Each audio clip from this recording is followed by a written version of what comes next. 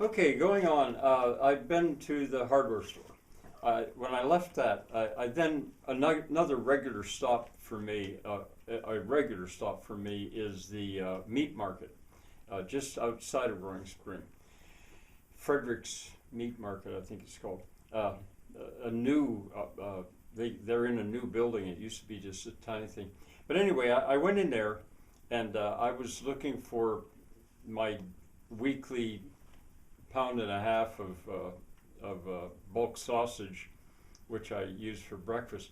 But but I also wanted to see if they had what I call fresh bacon. What did she? The woman, they had it. She, I don't think she recognized it as being called fresh bacon. It was just uncured. Uh, it hasn't been salted and smoked or whatever they do. All that stuff that they do to cure bacon. This is just completely uncured, no salt, nothing. And sure enough, they had it. It delighted me.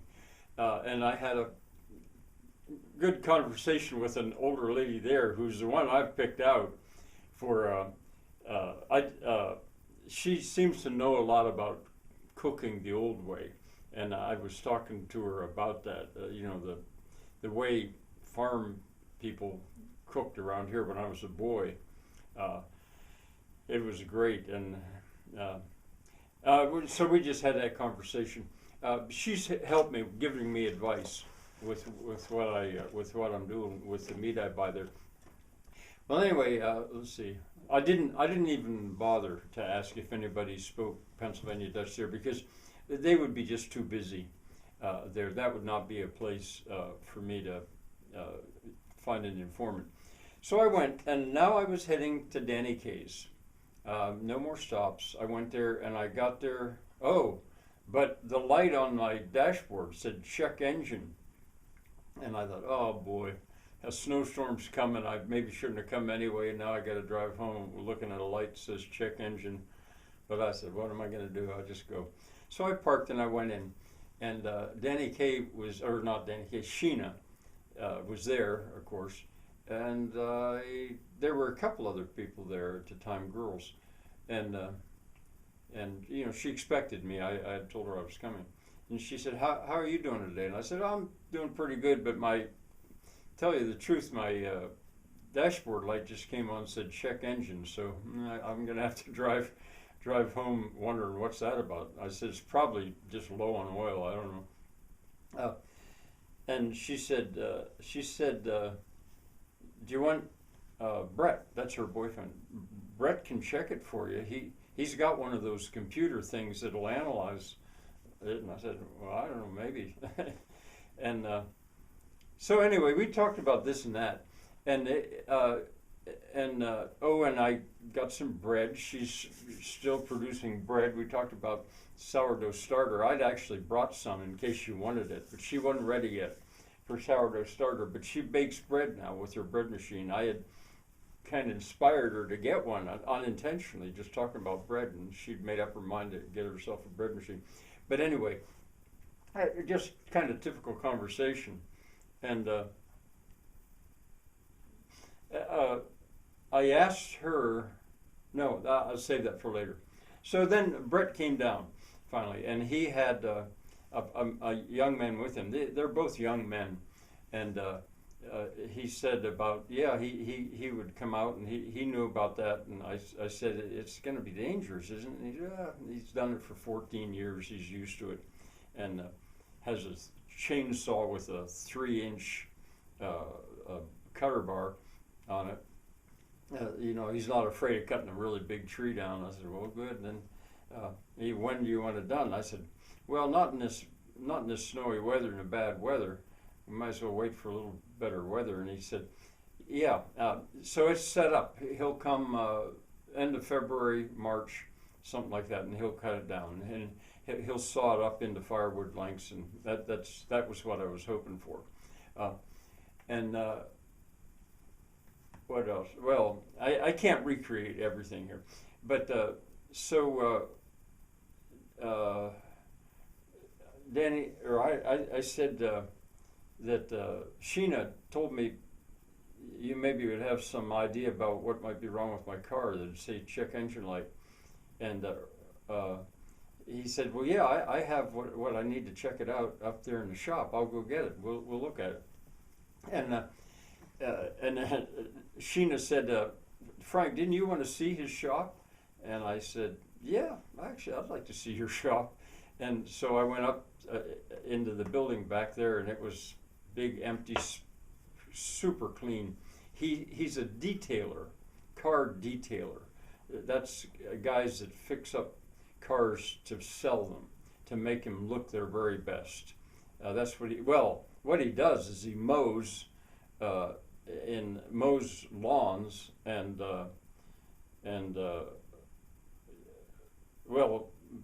trims brush trees and stuff like that for a company all summer, and from whom he's laid off in the winter. But then he also works on his own with his friend there to trim trees and stuff. He was saying that, and I've begun to offer him tools that I've got, because he's got room up there, woodworking tools. We had quite a conversation there, and what he seemed maybe most interested in is I have a coal furnace. It's not huge like this one, but it would burn coal, and he's got a chimney up there with a little wood burner attached to it. And I said, you know, I've got when you're out there, we can take a look at it, but I've got a stove that would probably heat this whole space.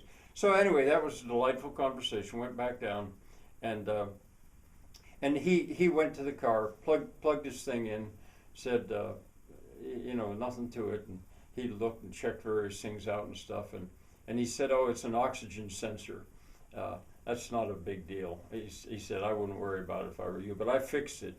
I said, you fixed it? How'd you do that? You just had his little computer. I don't understand. But he said, oh, it'll probably come back, the light. So anyway, he was on his way. Then the woman that I was going to meet came in. Her name is Kara. And I don't remember if I told you about her or not. She's an artist, and she's from that Roaring Spring area, and she had gotten all excited about knowing the week before, about when I'd met her, about knowing that I was interested in trying to really put life into the center of Roaring Spring again, and I thought I could. She was all excited. I want to do that too and stuff. And I thought, oh, here I got somebody to work with me, young, an artist. And she had arranged to come back because she had all kinds of postcards from the historic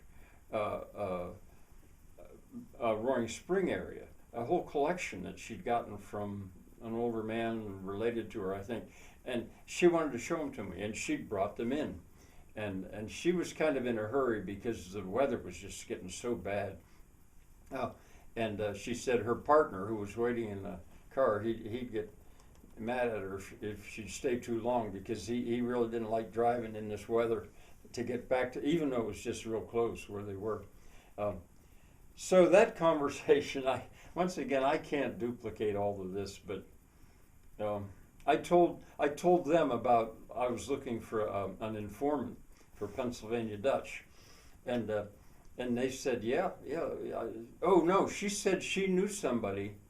Her father knew somebody that lived across from him, that was a Mennonite farmer that might know somebody in that area that would do that. Meet there at Danny Kay's for an hour with me weekly and inform for me when I explained what I was doing. So profitable in every way, all these conversations. And then a guy came in then later named Lance, a client, and I said, Lance, do you know I wrote a book named Lance? It's the first book of the pergola pump, and he had his little girl with him. So we had a conversation about that book a little bit. But then I started to leave. Now, I'll give you a little bit of background. I almost didn't go yesterday because the goats got out again. The fence must have shorted. The weather was nicer in the middle of the day. I had to call. They came right back. I hollered for them or blew the horn and boy, they were right there. Uh, but it's another frustration. Today I'm going to have to go out there and find out where did they get out. No. Well, that's background. So I go out and I head over to the car, and now it's got about this much snow on it, that slick, wet, slippery stuff. But I just put my gloves on, and wiped it. I was wiping it off the windshield and stuff. And a guy on a porch, right where I parked, this gorgeous old house that's been made into apartments. He and his wife, young both of them, were there, and on the porch enjoying the snow, I think.